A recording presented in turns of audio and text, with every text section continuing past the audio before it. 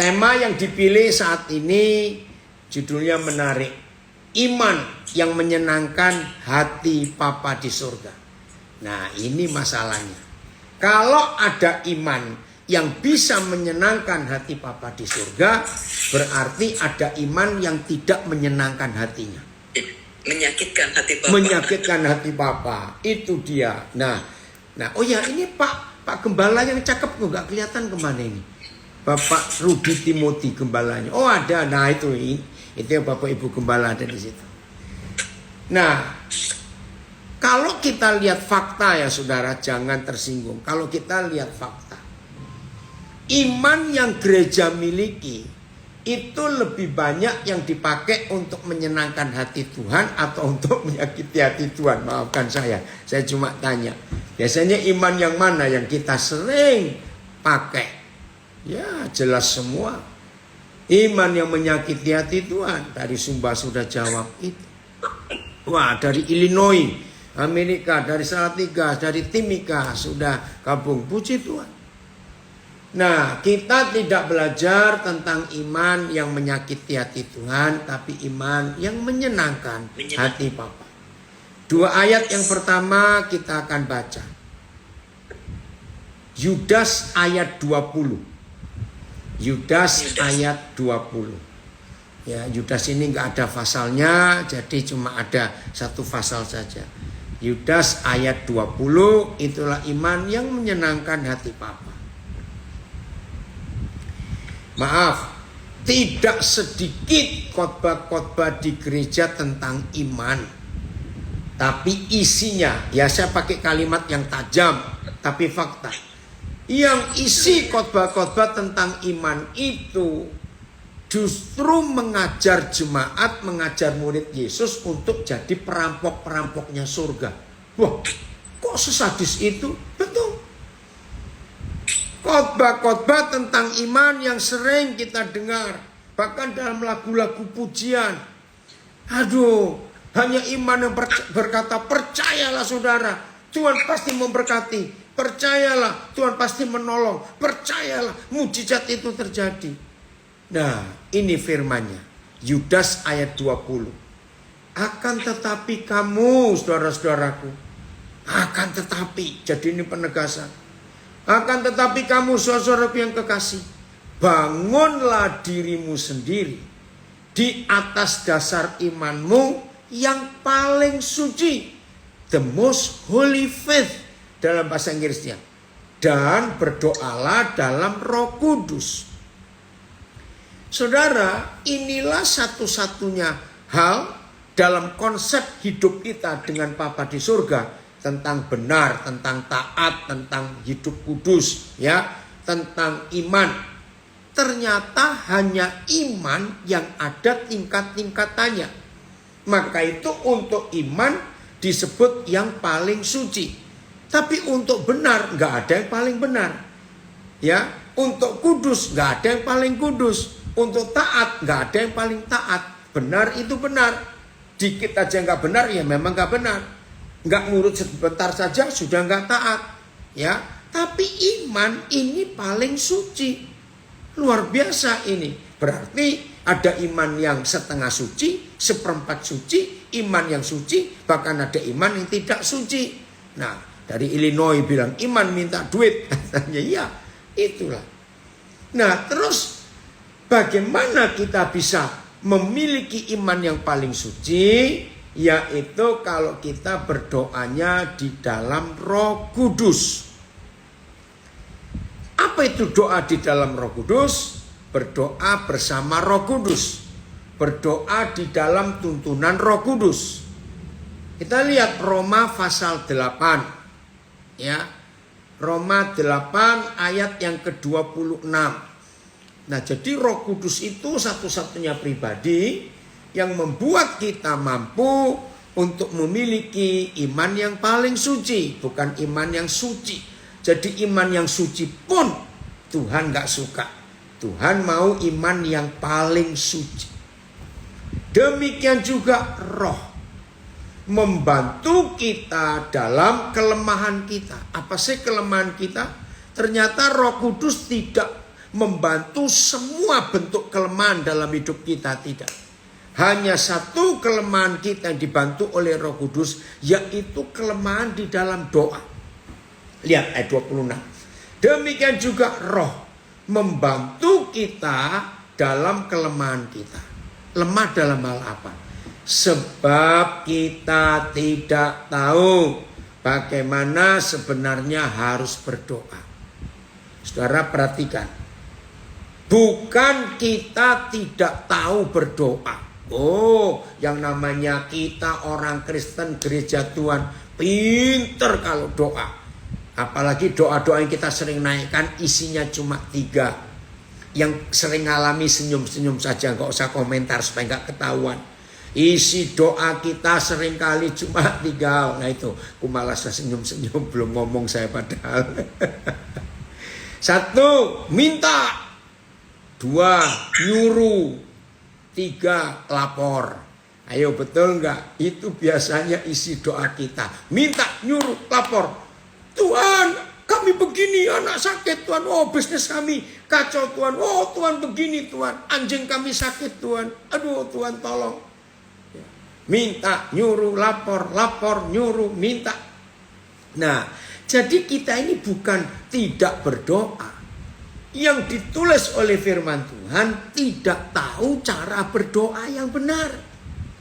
Nah, supaya kita tahu doa yang benar, hanya pribadi Roh Kudus. Ya, saya baca lagi ya, Roma 8:26. Demikian juga Roh membantu kita dalam kelemahan kita. Sebab kita tidak tahu bagaimana sebenarnya berdoa. Saya baca ayat. Demikianlah Roh menolong kita dalam kelemahan kita, sebab kita tidak tahu apa yang seharusnya kita doakan. Nah, lebih jelas ya, kita nggak tahu. BS, naik lagi Filipus. Begitu juga Roh Tuhan datang menolong kita kalau kita lemah. Lemah dalam hal apa? Sebab kita tidak tahu bagaimana seharusnya kita berdoa. Nggak tahu. TSI. Roh Tuhan juga menolong kita dalam kelemahan kita. Karena sebenarnya kita tidak tahu apa yang perlu kita doakan. Tetapi rohnya sendiri berdoa untuk kita dan menyampaikan permohonan kita kepada Tuhan dengan seruan yang penuh perasaan dan dengan cara yang tidak bisa dijelaskan oleh bahasa manusia. Luar biasa. Kalau ada bahasa Inggrisnya yang ditayangkan NLT atau Amplified atau The Message, coba kita lihat. Jadi Roh Kudus ini pribadi yang menolong kelemahan kita supaya doa kita itu benar. Nah, jadi kalau kita lihat Yudas ayat 20 tadi dengan Roma 8 ayat 26 ini, berdoalah dalam roh untuk dasar iman yang paling suci. Wah, jemaat dari Medan hadir juga, puji Tuhan. Nah, ya, udah ada yang bahasa Inggrisnya? Ada? Nggak ada? Anda bisa nanya? NLT. Boleh, Ibu Gembala bacakan. And the Holy Spirit helps us in our weakness. For example, we don't know what God wants us to pray for, Nah, but the Spirit is for us with groanings that cannot be expressed in words. wow, with groaning, dengan keluhan yang gak bisa diekspres in words. Wah, luar biasa. Nah, ini bukan bahasa roh, Lambas. Ya, nanti kita akan bilang itu. Jadi roh itu akan memberitahu kita, ya, untuk mengerti hatinya. Oh, terima kasih sudah ditayangkan juga itu ya. So, to the Holy Spirit comes to our aid, bears us up in our weakness. For we do not know what prayer to offer, nor how to offer it, worthily as we ought. Secara yang layak. But the Spirit Himself goes to meet our supplication, pleads in our behalf with unspeakable yearnings and groanings too deep for utterance. Jadi kalau doa jangan banyak ngomong sendiri. Biar Roh Kudus yang menuntun kita. Nah, untuk melihat ayat ini kita lanjutkan 1 Yohanes 5:14. Ya. 1 Yohanes 5:14. Puji Tuhan. Jemaat yang ada di EGJM Medan ikut belajar bersama-sama. Jadi ini ada gembala. Kalau saya gini lalu mengajak semua jemaatnya untuk ikut bersama-sama. Puji Tuhan, kita pakai sosial media ini dengan baik. 1 Yohanes 5:14. 14, maaf. Kita lihat yang bagaimana yang Tuhan mau. Udah, 1 Yohanes 5:14. Oke, amplified-nya boleh juga. And this is the confidence, the assurance, the privilege of boldness. Inilah keberanian, jaminan, kepercayaan kita. Penuh keberanian. Which we have in Him. Yang kita dapatkan dalam diri Bapa kita. We are sure. Kita ini penuh keyakinan. That. Nah ini syaratnya. Kapan kita punya confidence? Kapan kita punya assurance? Kapan kita punya the privilege of boldness? Kapan kita punya keberanian, punya iman seperti ini? Kalau kita minta apa-apa, that if we ask anything, make any request, according to His will. Jadi semua doa kita, permintaan kita, tidak boleh kita ungkapkan kepada Bapa di surga sebelum kita tahu apa kehendaknya. In agreement with His own plan. Wih, amplified-nya lebih jelas ya. Saya bacakan. Jadi kita harus minta yang sesuai dengan kehendaknya, yang setuju, yang sejalan, yang sinkron dengan His plan, His own plan, dengan rencananya sendiri. Wih, luar biasa. Dan apa jaminannya? He listens to and hears us. Maka kalau saudara dan saya punya iman bahwa yang kita minta ini sesuai dengan rencananya, sesuai dengan kehendaknya, maka jangan takut untuk pledge, ya, untuk apply, untuk minta sesuatu. Pasti dikabulkan karena sesuai dengan kehendaknya. Keren ya. Nah, inilah 3 ayat yang akan menolong saudara dan saya supaya kita memiliki iman yang menyenangkan hati Tuhan. Jadi nggak minta maunya sendiri. Oh Ben, baru tahu nih ya, ada di mana sekarang Ben? Ya. Oke, ini anak saya sudah lama saya nggak ketemu ini. Ya, Filipus, tolong tulis di WA Papa nomor telepon Papa supaya ini ada Benyamin bisa kontak. Nah, ngerti ya? Dengan 3 ayat ini maka kita sekarang punya gambaran. Oh, begini cara iman kita bekerja, yaitu iman yang paling suci, ya, supaya Tuhan kita senangkan dalam hidup kita. Karena kalau tidak maka kita jadi menyakiti hatinya, gitu ya. Ayo kita mulai hari ini berubah betul-betul untuk konsep iman yang benar ini. Nah, terus bagaimana caranya untuk bisa memiliki iman yang tidak salah, iman yang paling suci, dan semua permintaan kita itu adalah sesuai dengan His own plan, dengan rencananya sendiri. Maaf, saya harus pakai kalimat ini. Kalau masih ada di antara saudara yang sampai hari ini, perhatikan, kalau masih ada di antara kita yang sampai hari ini itu punya konsep gini, aku kok sulit ya mencari kehendak Tuhan, aku kok sulit ya mendengar suara Tuhan. Ya, terima kasih Frans ditulis ya. Kenapa? Izinkan saya mengatakan kalimat yang tajam ini. Oh Ben, kamu ada di Manado? Nanti Papi tulis nomor HP-nya. Saudara, dengar lagi sekali. Siapa di antara kita yang sampai hari ini masih punya pertanyaan, aku kok sulit ya mendengar suara Tuhan? Kenapa ya aku ini kok susah? Saya beri jawaban yang simpel, sederhana sekali.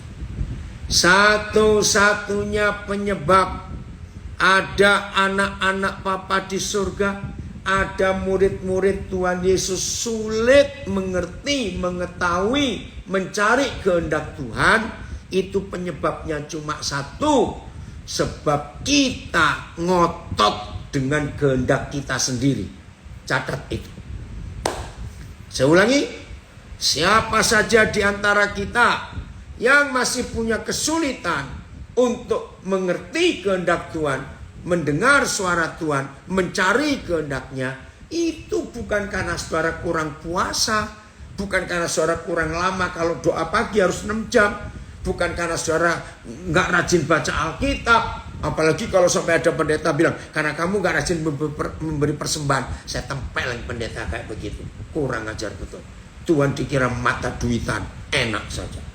Masa kalau Tuhan kasih duit terus baru dia bisa ngomong pada kita, hei bertobat ya. Nah, jadi satu-satunya penyebab kita tidak bisa mengerti kehendak Bapa kita karena kita ngotot dengan kehendak kita sendiri. Kenapa? Abram, Stefano, apa kabar? Oh, Pak senang sekali. Stefano ikut belajar lagi sekarang ya. Nah, ini cucu saya dari Medan ikut belajar. Jadi kenapa Tuhan bisa bicara pada Abram untuk ngajak dia pergi? Nah, yang belajar antropologi, saudara akan dibuat kagum oleh Abram. Apa kagum? Dalam antropologi, ilmu tentang lahirnya bangsa-bangsa atau suku-suku bangsa, ilmu tentang manusia-manusia dulu, namanya antropologi. Itu bisa ditemukan satu-satunya bangsa di dunia, satu-satunya yang diketahui asal usulnya dari satu titik, dari satu orang, itu cuma orang Israel, yaitu Abram. Semua bangsa di dunia ini sudah nggak tahu asal dari mana, sudah kecampur semua kita ini. Tapi Israel itu tahu dari Abram. Walaupun zaman itu jumlah manusia nggak sebanyak sekarang, tapi kan tetap ada. 1000 sih ada lah zaman itu. Nah, kenapa Yahweh Tuhan kok bisa ngomongnya kepada Abram? Kok nggak kepada tetangganya, atau kakaknya, atau sepupunya, atau temannya Abram? Enggak. Tapi kenapa kok Abram? Nah, ini jawabannya. Karena Papa di surga selalu mencari orang yang taat, yang nurut. Nah, hanya Tuhan yang bisa baca isi hati manusia. Tidak ada manusia lain bisa baca isi hati orang lain. Maka itu kenapa suami istri banyak yang rajin bertengkar. Rajin kok bertengkar? Banyak bukan? Nah, salah satu penyebab suami istri rajin bertengkar karena nggak ngerti isi hati suami itu, nggak dimengerti istri. Isi hati istri itu nggak dimengerti suami. Maka itu tebak-tebakan terus, kira-kira, mungkin, iya. Nah, hanya Papa di surga yang paling tahu isi hati kita. Jadi ketika Papa mulai proyek besar, karena dengan Adam gagal, ya, dengan anak-anaknya gagal. Lalu Tuhan cari Nuh, gagal lagi anak cucunya. Nah, setelah Nuh, Tuhan gak cari lagi, tapi pakai syarat. Ketemulah Abram. Nah, Abram ini nurut. Nah, begitu pula Maria. Zaman itu kan banyak gadis, betul? Nah, kenapa kok Maria?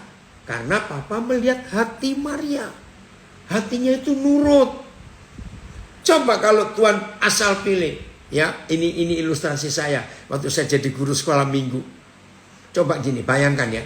Kalau Yahweh Tuhan bilang kepada Gabriel, Gabriel, mulai besok kamu turun ke dunia, cari gadis yang mau hamil sebelum menikah.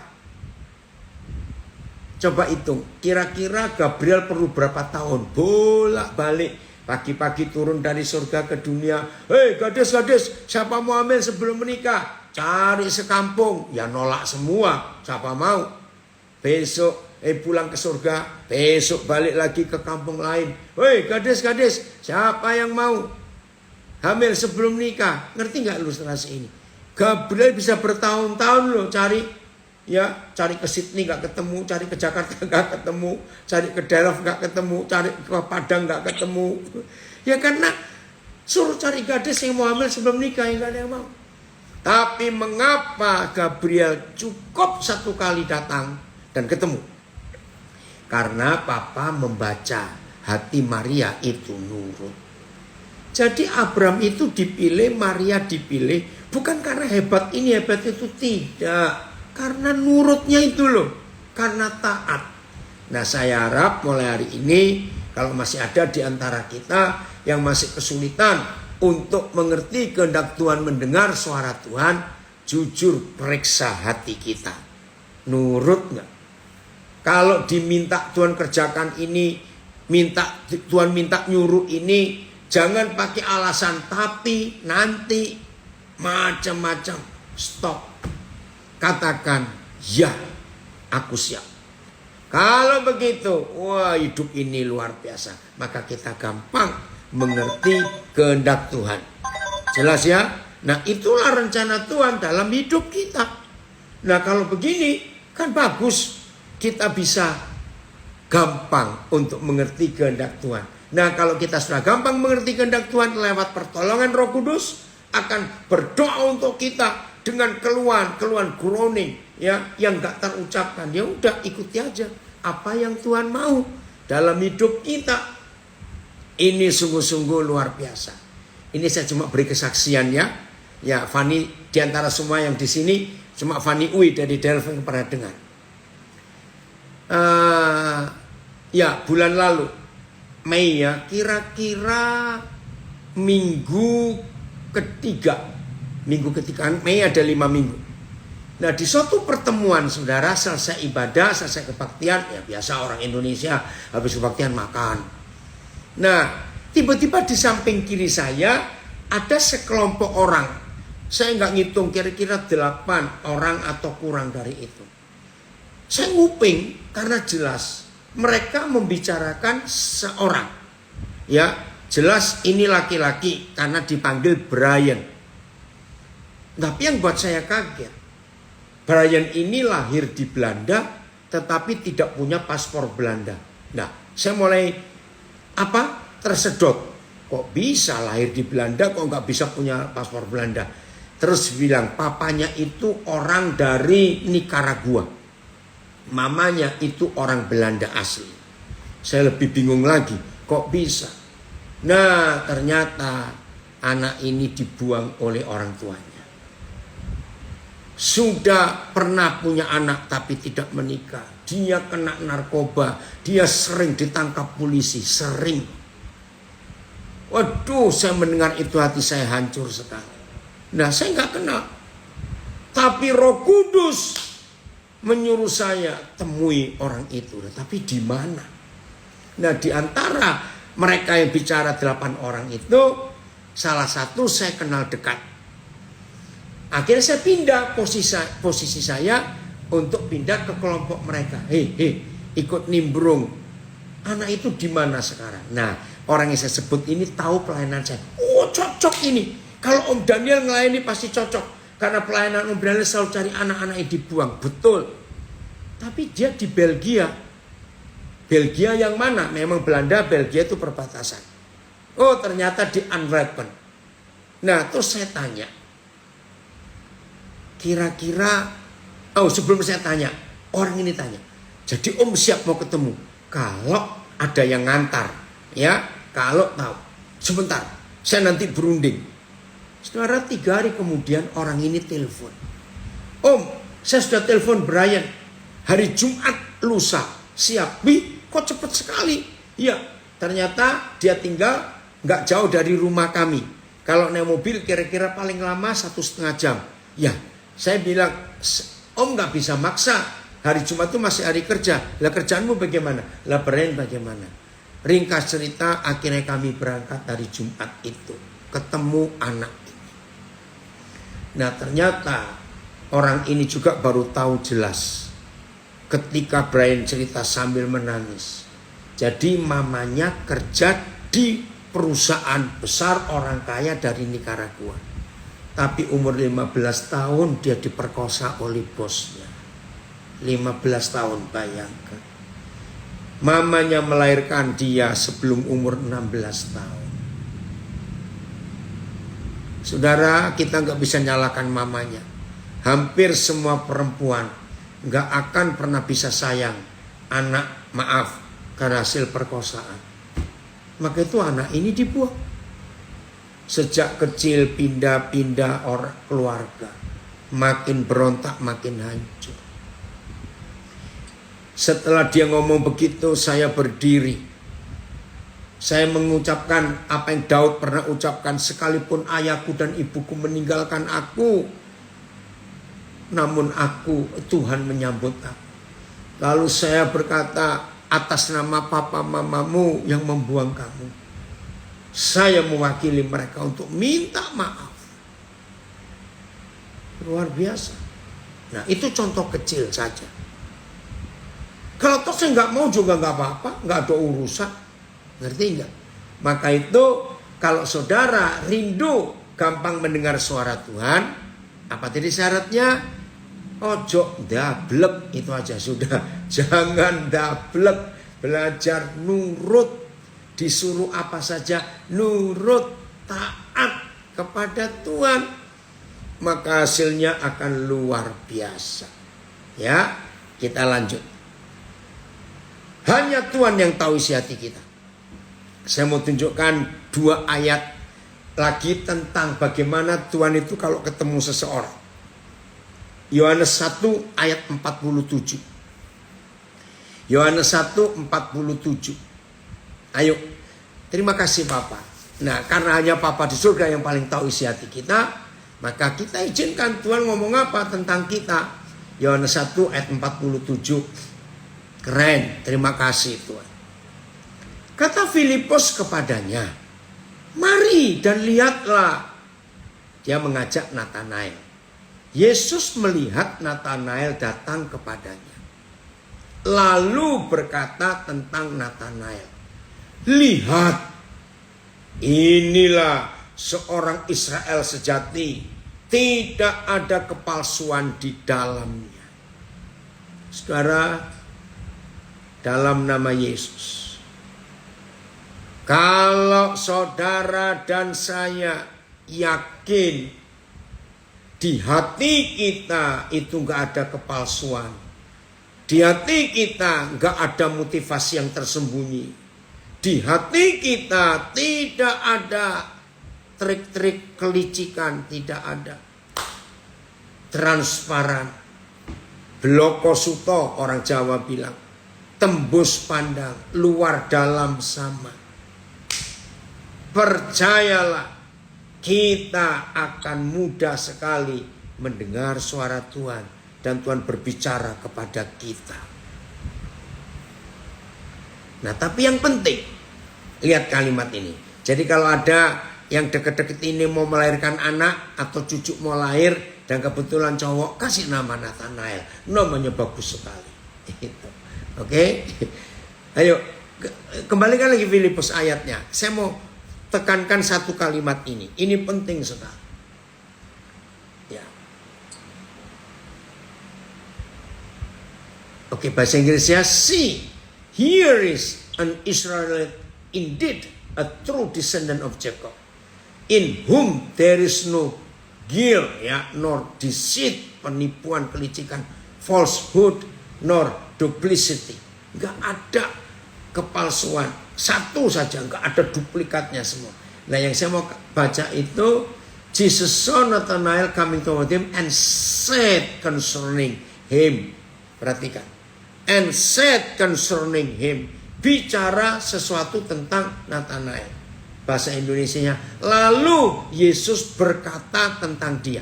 Nah ini yang kita mau bahas. Sering gak sih orang lain ngomong tentang kita? Sering.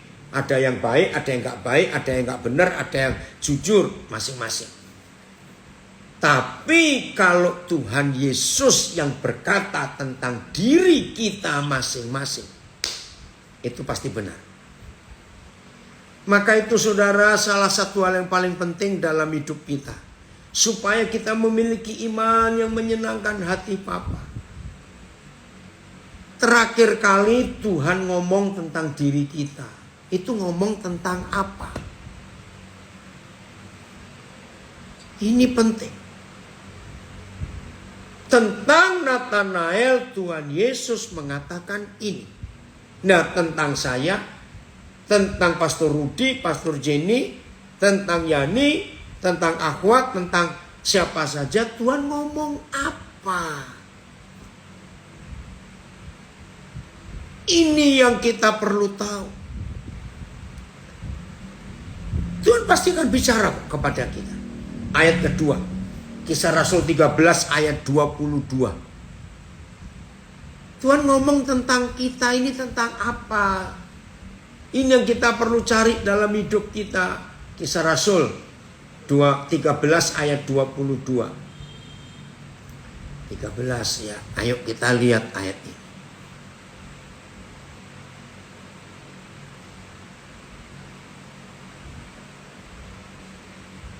Ya. Setelah Saul disingkirkan, wah dibuang betul ini, ya. Setelah Saul disingkirkan, Tuhan mengangkat Daud menjadi raja. Maaf, saya kurang kata. Setelah Saul disingkirkan, Tuhan mengangkat Daud menjadi raja mereka. Nah, ini loh kalimat ini. Tentang Daud, Tuhan telah menyatakan. Ayat yang tentang Daud, Tuhan telah bersaksi dan berkata. Terus BS-nya apa? Nanti lihat bahasa Inggrisnya. Dan inilah yang dikatakan Tuhan tentang Daud. TSI-nya. Dan inilah yang Tuhan katakan tentang Daud. Saudara, ayo mulai hari ini semua kita berlomba-lomba. Ya, Tuhan, kami rindu. Tuhan bicara apa tentang hidup saya, hidup saya, hidup saya. Ini penting sekali. Saudara, kalau Tuhan mau menyampaikan, mau berbicara kepada kita masing-masing tentang kita ini siapa. Hidup ini luar biasa. Izinkan saya mengatakan kalimat ini. Manusia itu salah satu kejahatannya yang paling jahat. Makasih Filipus. Ya, dengar ya. Salah satu kejahatan manusia yang paling jahat itu bukan pembunuh, bukan. Bukan merampok, bukan. Salah satu kejahatan kita yang paling jahat adalah pinter melihat salahnya orang lain, susah melihat salah diri sendiri. Betul atau salah? Itu model manusia. Maka itu ketika kita hanya pinter menilai orang lain, kita nggak bisa menilai diri kita sendiri. Hari ini kita dapat firman. Supaya iman kita menyenangkan Tuhan. Yaitu kalau Tuhan pernah berbicara tentang kita ini siapa. And when he had deposed him, he raised up David to be their king. Of him he bore witness and said. Papa, mulai hari ini silakan Papa bicara kepada kami masing-masing. Kami ini siapa di mata Tuhan. Sungguh Papa, kalau kami bisa tahu siapa kami di hadapan-Mu, Tuhan bersaksi tentang kami ini siapa. Kami percaya hidup kami akan menyenangkan hati-Mu. Tolong kami siap Papa tunjukkan apa saja. Dalam nama Yesus. Saudara jangan tanya saya, terus gimana caranya dong? supaya Tuhan bisa bicara kepada saya ini siapa? Itu tadi, asal taat. Asal taat, ini Tuhan pasti ngomong. Enggak harus spesifik. Hai Rudy, ini enggak begitu. Ya, dia akan bicara dengan lembut di hati kita. Lihat anak-anak yang dekat dengan papa mamanya. Ya, seringkali papa mama nggak perlu ngomong apa-apa, anak-anak tahu kok papanya mau apa, mamanya mau apa. Nah, seperti itu. Puji Tuhan, ada yang komen, terima kasih diingatkan kembali untuk berhenti melihat kesalahan orang lain. Iya, itu cuma pengangguran yang begitu, maaf. Udah, kita periksa ke diri kita saja. Aduh, luar biasa ini. Ya, itulah kasih Tuhan atas hidup kita. Serius, saudara. Kalau Tuhan bisa beritahu kita ini siapa, aduh. Ya, jangan menyenangkan hati manusia. Dari Palembang ada komen, itu betul. Ayo, kita selalu menyenangkan menyenangkan hati Tuhan. Dengan cara kita mengetahui apa kehendaknya, apa keinginannya, apa kerinduannya, apa kesukaannya. Maka kalau kita bisa tahu itu, wah, hidup ini luar biasa. Jadi siap ya, kalau kita taat, nanti Papa akan bicara siapa kita. Terima kasih Tuhan. Dan percaya nggak kalimat ini? Kalau orang lain ngomong tentang kita, lebih banyak nggak benernya daripada benernya. Maaf. Tapi kalau Tuhan yang ngomong tentang kita, pasti bener. Nggak ada salahnya. Setuju saya ngomong ini? Itulah Papa kita. Maka itu ayo mulai hari ini kita belajar terbuka di hadapan Tuhan. Gak ada kepalsuan, gak ada kepura-puraan. Nah saudara, untuk bisa mengerti, menilai ini cuma satu. Waktu. Betul? Makin lama kita kenal seseorang, kita makin akan tahu orang itu siapa. Waktu. Yuli, Papi lihat lukisanmu bagus sekali itu ya. Nah, ini anak saya yang pelukis, baru ngelukis sesuatu itu. Nah, inilah Tuhan kita yang Tuhan rindu untuk kita tulus di hadapan Dia, hidup benar di hadapan Dia. Ya, supaya iman kita makin kudus, makin suci. Kita lihat ayat yang berikut. Kolose pasal 3 ayat 1. Ya. Kolose 3 ayat 1. Posisi kita itu akan menentukan iman kita ini kudus atau tidak. Ya, posisi kita. Kolose pasal 3 ayat 1 sampai 3, tapi satu-satu dulu kita bahas. Posisi kita akan menentukan. Karena itu, kalau kamu sudah, saya tambahkan kata itu, dibangkitkan bersama dengan Kristus. Nah, kita nggak sudah. Sejak hari pertama kita mengaku percaya dan bertobat, sejak saat itu kita ikut bangkit bersama Yesus. Nah, satu-satunya posisi yang membuat saudara dan saya akan gampang mengerti kehendak Tuhan, kalau kita selalu apa-apa, mikir apa-apa, carilah perkara yang di atas.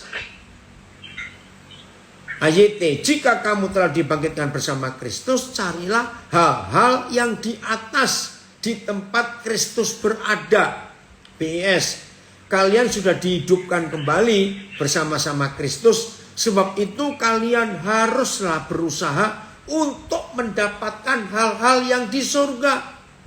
TSI, seperti yang saya katakan sebelumnya, secara rohani kita sudah mati bersama Kristus dan dibangkitkan menjadi manusia baru waktu Dia hidup kembali dari kematian dan naik ke surga.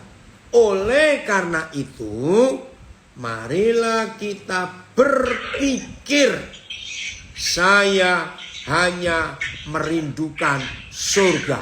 Ya, perhatikan itu. Saya hanya merindukan surga. Ya, jadi enggak mikir yang lain-lain. Ya, hanya merindukan surga. Wih, keren sekali.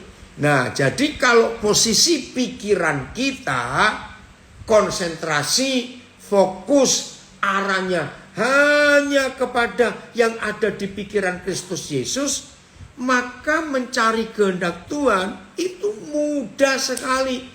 Karena mindset kita sudah kita set up ada di surga bersama dengan Dia.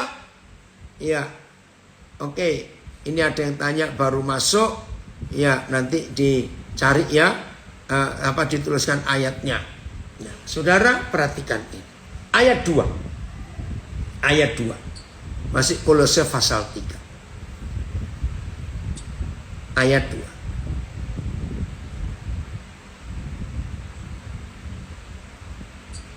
Pikirkanlah, diulang lagi. Pikirkanlah perkara yang di atas, bukan yang di bumi. Sama AYT, TA sama.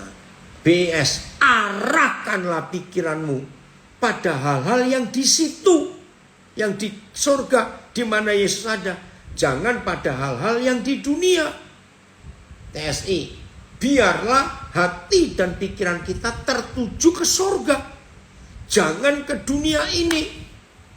Wah, luar biasa ini saudara. Kalau Tuhan mau bekerja di antara kita semua. Keren ya. Nah, Papa minta tolong, ini ada saudaramu, Hisar Raja Guguk. Ya, minta ayat-ayatnya kalau sempat. Tolong Petrus tuliskan di Facebook karena dia minta.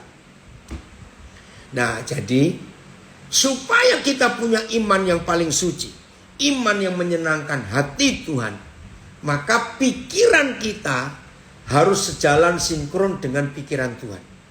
Perasaan kita harus sejalan, harus bersama dengan perasaan Tuhan. Ini posisi yang menentukan saudara dan saya akan memiliki iman yang benar, motivasi yang benar atau tidak.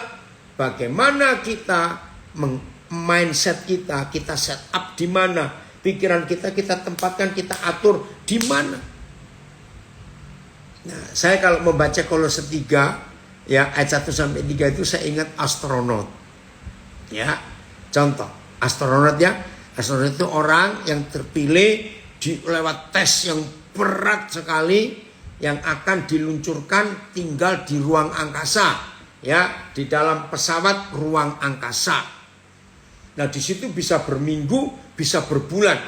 Bahkan pernah di Tiongkok tahun lalu astronot mereka sekian tahun, hampir 2 tahun ada di udara, di ruang angkasa. Itu hebat sekali, setahun lebih. Kok bisa ya kayak begitu? Wih, hebat. Nah, astronot itu masih manusia seperti kita. Masih. Tapi cara hidup beda. Kenapa cara hidup beda? Karena mereka tidak kena gaya gravitasi bumi. Apa itu gaya gravitasi bumi bahasa Inggrisnya?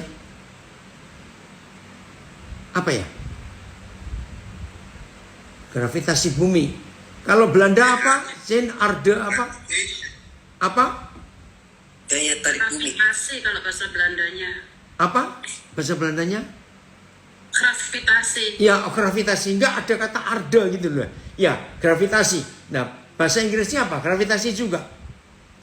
Oh ya, gaya tarik bumi itu. Nah, selama kita masih hidup di bumi, maka gaya tarik bumi, kekuatan bumi itu membuat kita perlu makan sekian banyak, perlu minum sekian banyak, kita perlu tidur sekian jam, metabolisme tubuh kita diatur gravitasi force. Oke, terima kasih Sarpi. Nah, jadi semua masih pakai kekuatan dunia. Tapi manusia yang sama seperti kita, kalau jadi astronot, sudah bebas dari gaya tarik bumi, gravitasi bumi, maka makan mereka nggak piring-piring kayak kita, dan mereka tidak perlu 3 kali sehari makan. Maaf, bahkan BAB-nya, kencingnya beda dengan kita. Minumnya juga nggak glok-glok gitu, tidak. Beda semua. Jam tidur juga beda. Bahkan mereka sudah nggak pakai waktu 24 jam kayak kita. Beda semua. Padahal orangnya sama seperti kita. Jadi untuk mengerti Kolose 3, sederhana, hiduplah seperti astronot. Nah, ini masalahnya. Kalau ada astronot orang Australia, ya, setelah sekian lama di udara, di ruang angkasa, tiba-tiba pikirannya kembali sebentar ke bumi dan pengen fish and chip.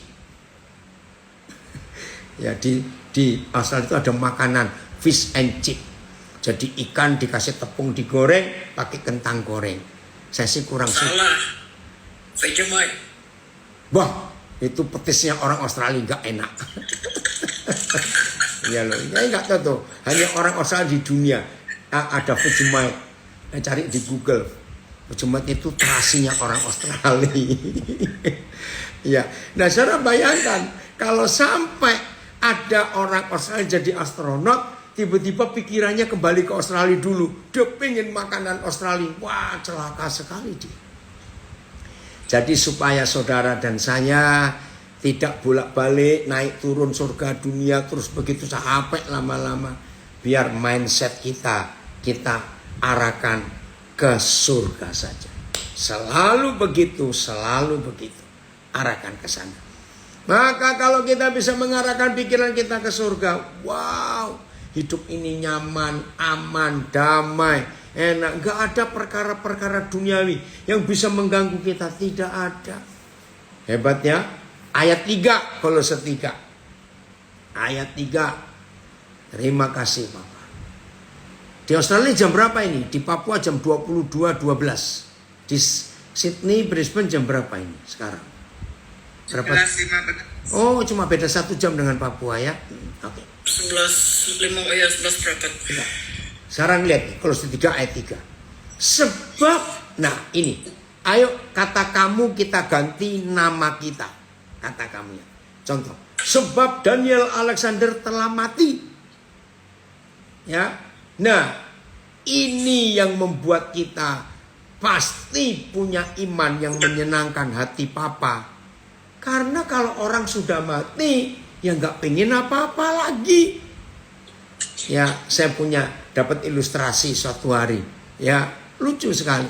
Nah ini, maka itu konsep mati di dalam Yesus. Itu membuat setan nggak bisa bekerja di hidup kita. Saya ulangi, kalau saudara dan saya dinyatakan sudah mati di dalam Yesus, maka setan tidak akan pernah mengganggu orang mati. Karena setan nggak bisa pakai mayat. Nah, kalau kita sudah mati, setan pun nggak bisa pakai kita, nggak bisa mendekati kita. Nah, suatu hari ya ada seorang anak Tuhan lagi jalan bareng dengan temannya. Nah, tapi temannya ini nggak bisa kemana-mana, sangat tergantung dengan anak Tuhan ini. Dan anak Tuhan ini harus ke rumah duka, ya. Kalau bahasa Inggris bilang viewing, untuk melayat. Nah, peti belum ditutup. Ini yang temannya ini nggak kenal. Siapa yang meninggal? Sama sekali nggak kenal. Saudara, kebetulan yang meninggal itu, maaf ya, orangnya, wajahnya itu jelek sekali. Pokoknya jelek lah. Nah, yang anak Tuhan sudah tahu. Nah, ketika mereka berdua dekat, sudah di samping peti mati, nah, ternyata temannya ini refleks. Dia itu ngomong, wih, kok jelek betul orang ini. Tiba-tiba dari dalam peti yang mati ini nempeleng temannya itu. Nah, ini sudah mati atau belum? Lo jawab dong, sudah mati atau belum? Jangan dikubur. Orang kayak begini jangan dikubur, bahaya itu nanti. Ngerti nggak ilustrasi itu? Jadi kalau masih ada yang bisa tersinggung, lu kok jelek? Marah. Lu kok gemuk? Marah. Nah itu belum mati namanya. Kalau sudah mati itu nggak bisa tersinggung. Kok nggak ada yang berkata amin?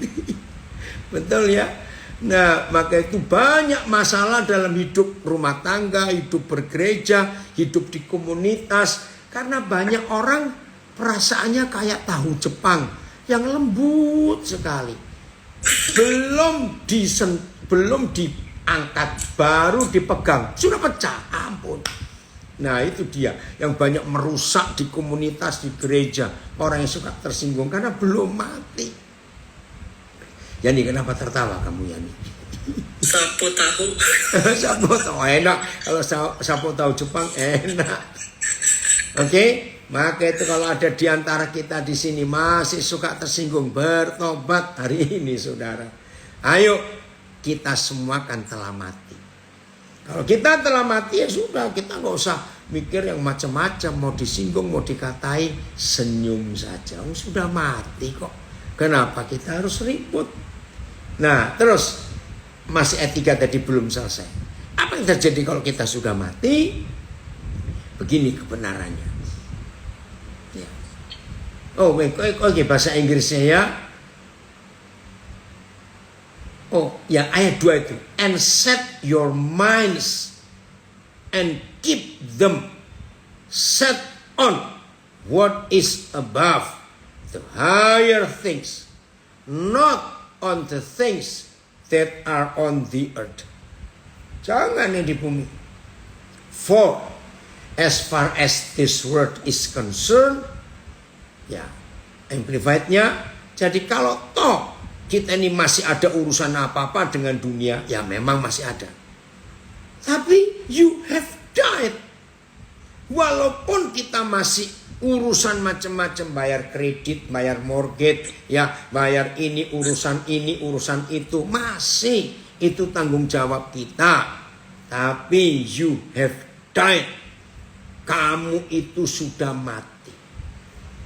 And your new real life is hidden with Christ in God. Haleluya.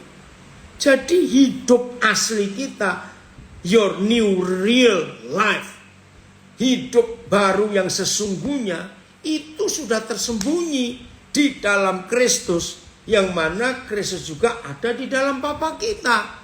Wah, luar biasa hidup seperti ini. Nah, saudara, kalau kita hidup seperti ini, hidup itu nyaman, aman, nikmat, enak, tidur pun nyenyak, ya, nggak ada anxiety, khawatir, takut, gelisah, nggak ada, sebab kita ada di dalam Dia. Siapa yang masih gerget-gerget, gemes-gemes itu ya, bahasa Inggrisnya apa saya nggak tahu. Gitu. Nah, itu penyebabnya cuma satu, nggak mau ngampuni. Kalau kita itu bisa mengampuni, aduh hidup itu enak sekali. Ya tapi dia tiap hari jengkelkan, nggak apa-apa, nikmati saja. Baik itu kalau ada suami istri sering ribut, terus cerita gimana ini koden kok begini, saya cuma jawab, yang milih siapa? Kenapa saya tersenyum? Ya toh, ya gitu saja. Jadi nggak usah dipermasalahkan. Maka itu ampuni, ampuni, ampuni. Nah, kalau saudara dan saya, kenapa Pak? Mau ngomong apa Pak? Kalau kita selalu mengampuni, terus-terusan mengampuni, setan yang capek, nggak bisa ganggu kita. Tapi kalau saudara malas mengampuni, saudara yang capek, karena setan yang ganggu terus. Ayo milih sekarang, siapa mau dibuat capek oleh siapa? Ayo milih. Terpujilah Tuhan kalau kita bisa membuat capek setan. Haleluya. Ya toh? Gantian dong. Masa mereka membuat kita capek terus? Hari ini kita ubah. Nah, hidup seperti ini saudara, kita akan miliki iman yang menyenangkan hati Bapa. Karena semua cara berpikir kita, perasaan kita, semua itu sejalan dengan yang Tuhan ajarkan kepada kita. Maka kita ketemu siapa saja, ketemu orang yang nyebelin, yang jengkelin, ketemu orang yang ya, hati kita tetap bersih, tetap jernih, tidak ada pengaruh apa-apa. Tuhan Yesus memberkati kita semuanya. Terima kasih ya untuk saudara dari Sydney yang mengundang saya boleh bergabung. Ya, saya percaya semua kita yang diundang hari ini sangat berterima kasih karena hadirat Tuhan nyata untuk kita.